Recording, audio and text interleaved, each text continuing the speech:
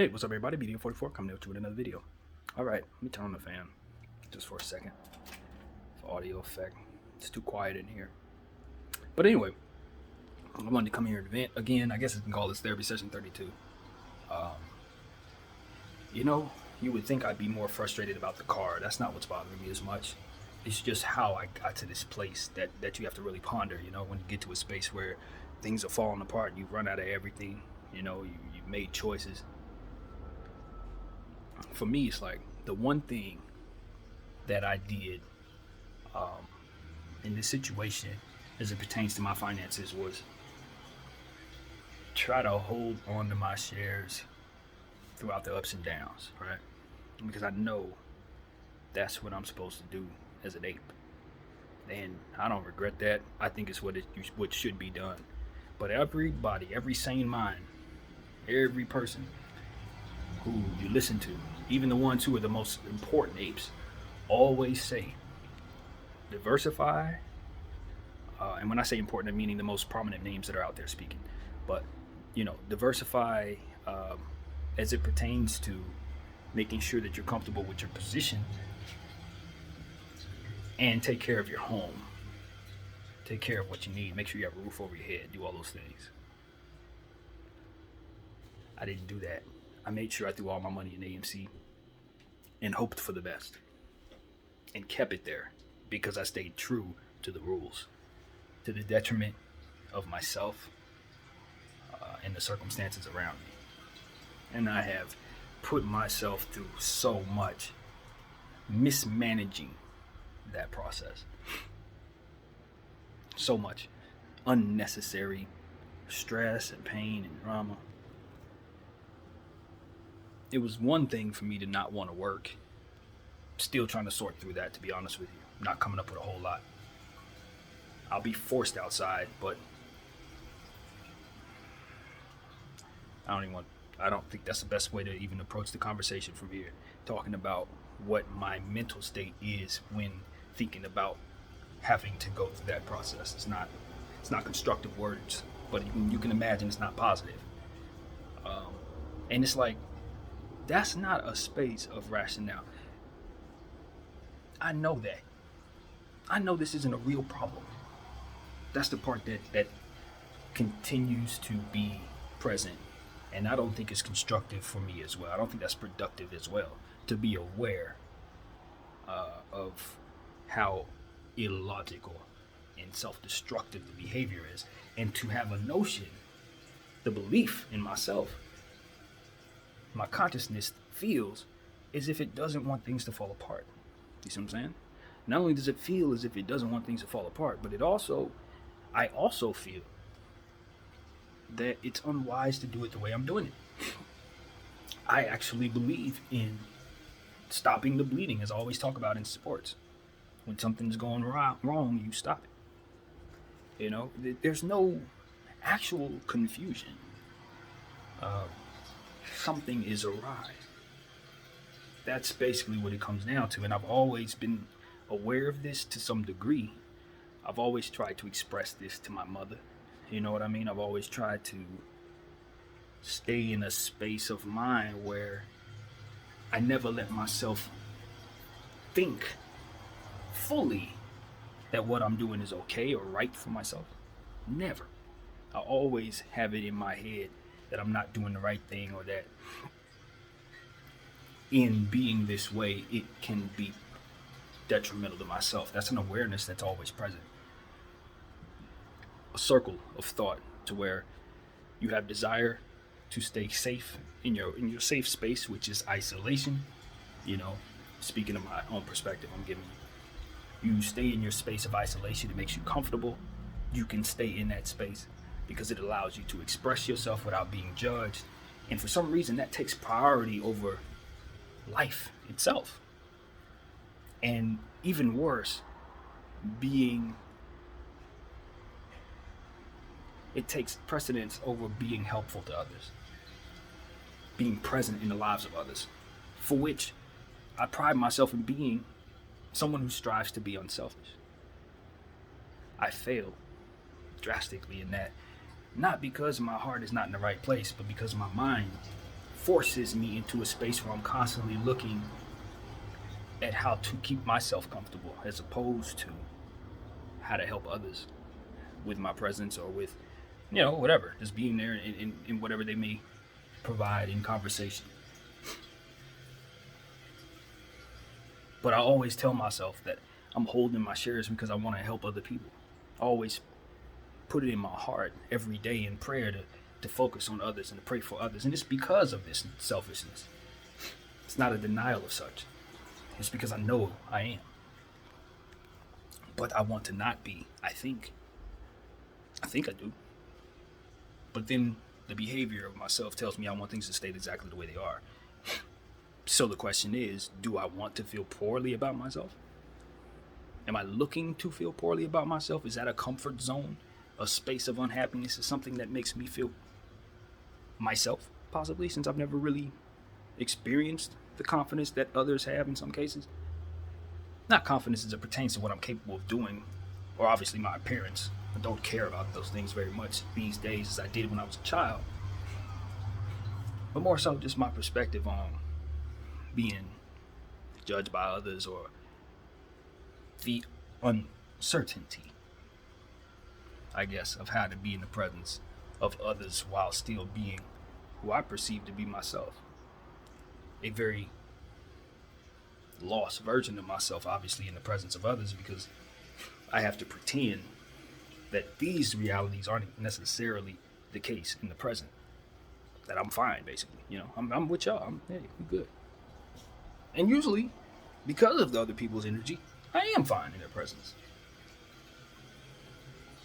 But when I get into my space of silence and in isolation, I get back into this mindset where this is where I must be to be myself. And being myself must be the priority for some reason.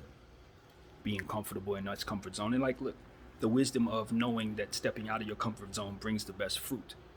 That time is something that you should value every moment to moment, and that you should take advantage of opportunities where your body is healthy and your mind can foresee opportunities to see a better lifestyle by doing so. All of that is present.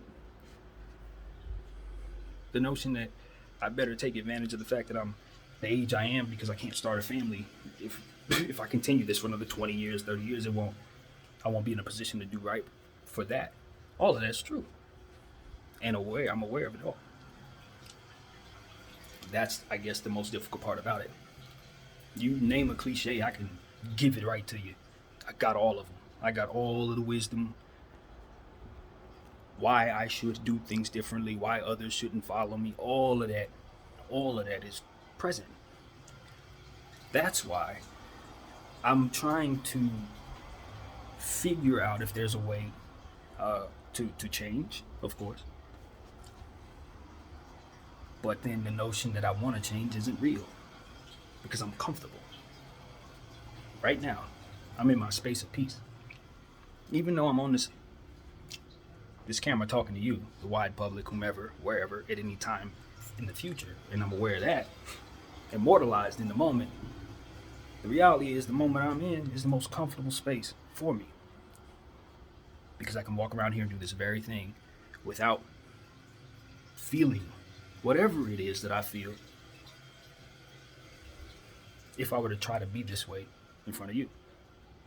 As you were standing here in front of me. You see, that's why I know it's mental illness. The very notion that I can do this on camera, which any and everybody can see, or no one at all, depending. But it doesn't waver from this comfort zone of being in this house and looking around this room and seeing no one there. It's comforting to me. Always has been. Deeply comforting, apparently, since I can't seem to trigger myself to walk away from that space. I can't initiate in myself to see the reality of my circumstances, even the sheer notion that it can be snatched from me, or should be snatched from me, based on the circumstances of the finances. So, all of this comes together to just say, the only thing I can surmise is to turn spiritual and say, I'm supposed to be this way. You know what I mean? That's the only thing that I can make, that's the only way I can wrap my mind around my illness, is that it's meant to be. Because otherwise, there should be no notion that it should be better. There should be no conscience in my mind telling me that I'm not doing right. You know, there should be no war within self to want to get better, if not for the notion that being better is worth it. Right? So, because I have all of that, it's like, okay. And it's been like, okay, since I was about 13. No understanding of how to be. No understanding of how to stop being like this. Turn this off. And then get back to, the course of being a human. I definitely know myself to be human. I'm not confused about that. I'm self-aware in that regard. And that's important. Because I don't know that a lot of people see themselves as human. Some people live their lives as if they live forever, or as if they're above that somehow, which is their consciousness, but definitely not mine. I'm flesh and bone. And I think that is probably part of the problem. See, what I'm saying to you is, what does flesh and bone represent within myself? Well, I tell you, something that needs to be protected. So you start talking about what you are as a human, what you got to look at is the perspective of self as you perceive what it means to exist. Some people perceive existence meaning they have to achieve certain things. Others perceive existence as meaning they need to dominate others, right? Other people perceive existence and maybe they need to get as much money as possible. And however best to do that is good enough. Some people, it's wrapped up in their family and the relationships they have in their household. They don't have a choice to be alone in a space to even question these type of things. I respect that. That's why I'm here to do that. And I think that's the uniqueness of my space. Being raised in the household I was, being in the environment I was, with this brain, it helped mold all of this as well. Being treated certain ways, being treated great in certain ways, also catered to my selfishness, possibly my spoiled nature, the notion that I can get away with doing this, right? All of that is incumbent to consider. I must consider these things. But even more so, it's like the trauma, right? You look back and you understand that you went through something traumatic, as I perceive myself. You went through something very bad as a little kid, right? And you remember that, as you grew older into a older child, you also went through some heartaches and some things that you didn't sort through, with a complicated mind. And that also you can credit a bad drug. It's trip. I ain't gonna lie. I had a bad drug trip when I was about 14. You can credit that. Couple head injuries, you know what I mean? Got knocked around a little bit. So, all of this stuff could come together, When a person's trying to sort through their mental illness, you have to really, if you're able to, take into account all things. And some of that stuff you're just not going to really remember. You're just not going to remember it. But unfortunately, a lot of the bad stuff I do remember.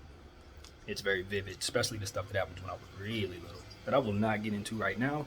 I think I made a video about it in the past. You can check that out if you like, but it'll make this a lot worse if I start talking about specifics. But the point was, it was traumatic, It was bad. And, I was fortunate to walk away from it. I was fortunate to be in a position to grow in a loving household after that. And with my mom, and, she was not the problem, none of that, you know what I mean? So fortunately enough, I had a great household situation. As it pertains to being given what made me happy, and being given love and wisdom and attention, and so on and so forth. So I think that caters to my notion that I should be of service to others, or not take from others, and not request from others without being sure I can't give for self, right? And integrity, so to speak. That I stay true to, a code, so to speak, that I stay true to growing up in Los Angeles, right? It makes you understanding of certain social codes that you must adhere to, that I'm also very much aware of and try to practice in my everyday, which is also something that also keeps me in the house, to be honest. It's the lack of wanting to risk being the problem in certain situations. You know, I might have traumatized myself in the past as a child by maybe slipping of the tongue, right? Saying something I shouldn't have said and then coming with the fallback of that. Or not being as I should have been and being held accountable as I should have been, you know, in certain cases. Or in even other situations as life brings you stuff that just may help you understand how you should be, but with a mind like mine may drive you further into a depression, for which I experienced a lot of. Which also put me in this position, as you guys know if you follow these therapy sessions. So, you know, as I perceive self, all of this is taken into account, and I've grown to appreciate the person I perceive myself to be, even though he's not the greatest person in the world. You know, the greatest person I think I can be. But I also know what I struggle with, and I think that if I could win that war, maybe I could start to develop who I need to become that person. You know, so that's also a part of this process. You know, I think having someone to talk to and having feedback, you know, and psychological help, someone could kind of sort through what it is that they're seeing. Of course, that's most necessary. But I think for me, I probably just need some time to just talk rather than to do a lot of listening, because it allows me to kind of sort through the clutter, which is what I allow myself to do in this camera, and you allow me to do as well. So I appreciate it.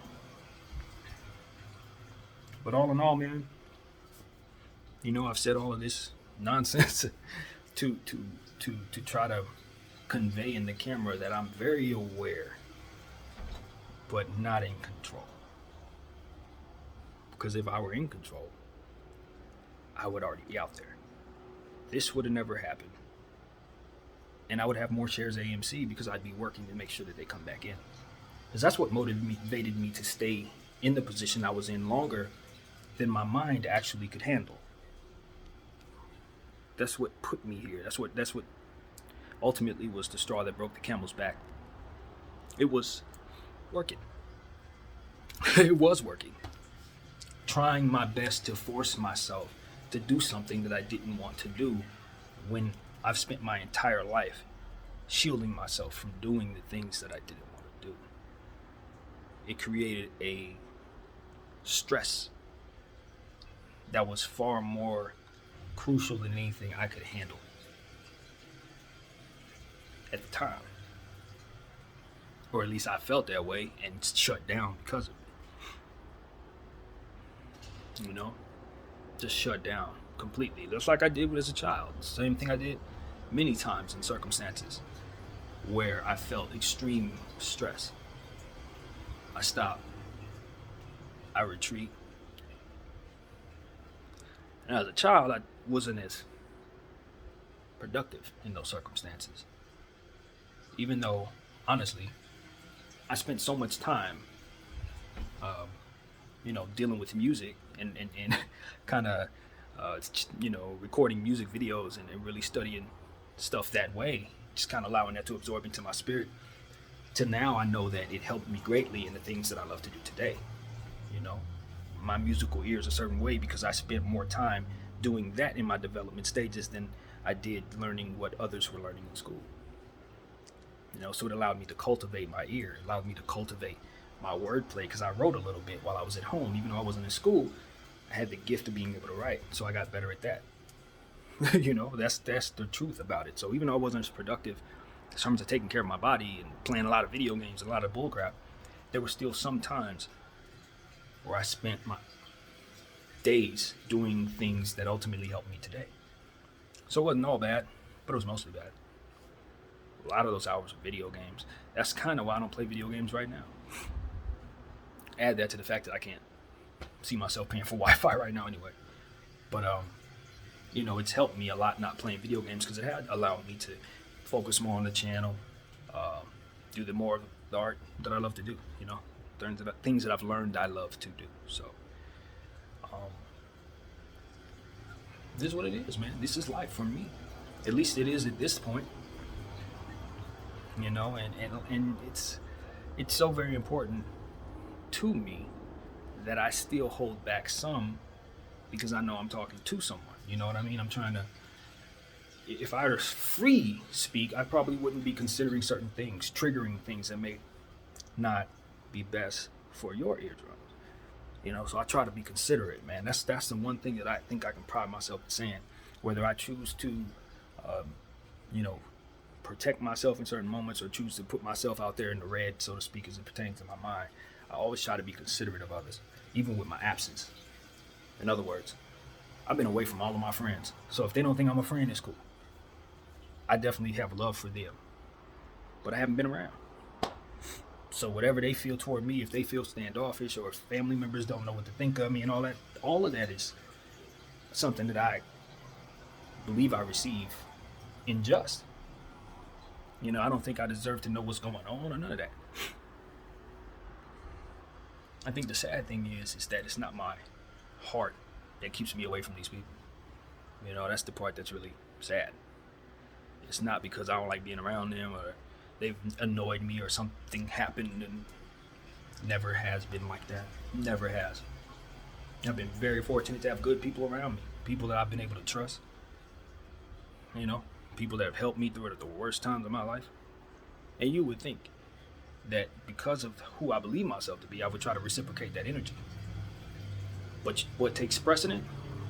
That stupid comfort I was telling you guys about. It takes precedent over everything. Everyone. And that's something I want to overcome. That's a self-destructive trait, I believe. Or what I would say is a self-destructive spirit is what came to mind. That's the spirit of self-hate. Wanting you to isolate from others. Wanting you to put yourself in a position so that you can continue to not only feel fake protected, but also you perceive yourself to be someone who deserves scolding, right? Or someone who deserves to be shunned, or someone who deserves to not be loved, or someone who deserves to not be trusted. Those are things that you perceive yourself to have deserving when you don't be present in the lives of your loved ones. Maybe I'm punishing myself for not being present, right, in certain situations. But was I not present first? Or was the notion that I should be there before I started being away? I can't seem to figure it out because all of this developed in my mind before I was conscious. That's the sad part. I'm no victim. I'm not going to sit up here and say I'm a victim. But what I will say is I'm trapped. I've always been trapped behind my own mind.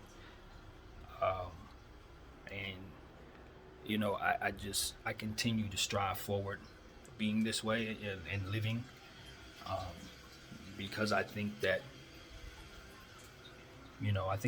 first of all, the experience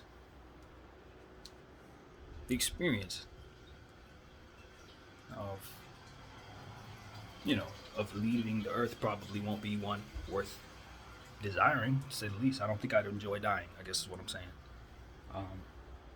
That keeps me here. Vanity, possibly. The notion that I could be so great at these various things, that part of your brain that makes you want to be famous or what have you. The notion that I could do some great things in whatever it is that I get involved in.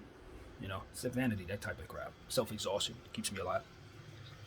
That's all evil. I don't like any of that energy. But also, the notion that if I did leave the earth, obviously I would be hurting some people's feelings. I still think some people care about me. A lot of people still reach out to me all the time. I reach out to them here and there, not like I should. But that's what keeps me alive. It's fear. Fear keeps me alive. Love keeps me alive. Hope. Faith, various interests, things that I like in the world. Glad those things exist. I can experience them. Hey, life is cool that way. I never looked at the world and say, yo, the world needs to change for me. Nope. Nope. That's not my mindset. I do believe I can change the world, though.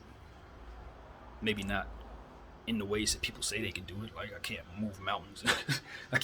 I'm not a trillionaire, you know what I mean? Nothing like that. But, I think I can spark the mind. Maybe use my existence as an example of how to see signs of certain things, document my talent for what I see it to be talent, and leave it there for someone else to be inspired by. Those are the type of things that keep me going too.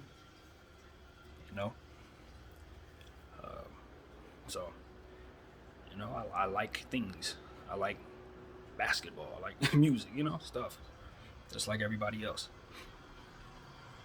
And the pride that I take in not being so manic about my appearance. Now, granted, in your presence, I will be different. I guess what I'm saying is, you're gonna see my head shaved. You're gonna see me dressed up in a better way. But as I walk around my house, I don't care. Like, I literally don't care. And a part of me also has always desired to not care, because I've seen so many other people put emphasis on how they look, what they got on. I used to look at my father and see him kind of come to my mom's house. He didn't have designer stuff on, but he was confident. He had swagger, dressed good. But like, when I saw him, he was coming off work, you know what I mean? And I perceived that he didn't care as much about those things as a lot of people did. Like, he didn't care to get the $150, $200 shoes. He didn't care about that. He was coming in, himself. And here I was, as a little kid, perceiving others care so much about these things, and kids trying to get these different LA, not LA gear, those are cheap shoes, but like, Reeboks and Nikes and stuff like that. And I was not able to get those things and wanted them, right? So for me, it was like, I want to be like my dad, because he doesn't want these things. Rather than to say, like a lot of kids, let me go outside and hustle so I can get them. Let me force myself into a position so that I'll never be without them. No, not me. My thing was, I want to strive to not be so self-conscious. I want to strive to not care so much about how I look, right? Because a lot of my teenage years, especially, was me trying to hide different things that I perceived as flaws in my body. That's why I keep my hair unshaven. You're gonna see it on camera. That's why I got this little rash here, and I don't be giving a care about whether or not I don't filter it. I don't care, because I spent so much time caring. I spent so much time covering up my flaws, trying to hide away from the world, reinforcing those same flaws by doing so, which is so ironic. It's a metaphor for what we're going through now, but like, I would stay home, play video games, not work out, and then my body would get more and more out of shape. I would get the man boobs and all that, and then I would go to school out of that depression, maybe once a month or so, show up to school, and certain situations I would get teased for it or what have you. And I was a soft kid. I perceived all of that as the worst thing in the world. So I became self-conscious, started hating my appearance, and that just drove me further and further into reinforcing the same things that made me that way. And so now that I've grown older, I take care of myself in a different way. I eat better. I work out better. I take care of myself because of that desire to never be like that again. And will continue to not care as much about most designer clothes and things of that nature, because I still have the notion that stuff should not be strived for so much by me. I still harbor those thoughts. Like, yeah, I like Jordans. If I had a chance, I'd have every Jordan ever. But like, as far as making it a point to wear certain things so that I could please you, that's not me. In fact, I've wanted that to not be me. Not only is it not me, I want it not to be. You know what I'm saying? That was a desire I had since I was little. So that's also part of what you're seeing here. Why I'm not wearing a hat right now. That's why. I know they don't look too good. I don't care. I literally do not care. And I'm proud of that for some reason. Strangely enough, that's a milestone for me to have reached this place, to be able to sit here and look flawed. Could not have done this at 16, 17 years old. I would have tried my very best to stay out of all sight in this way.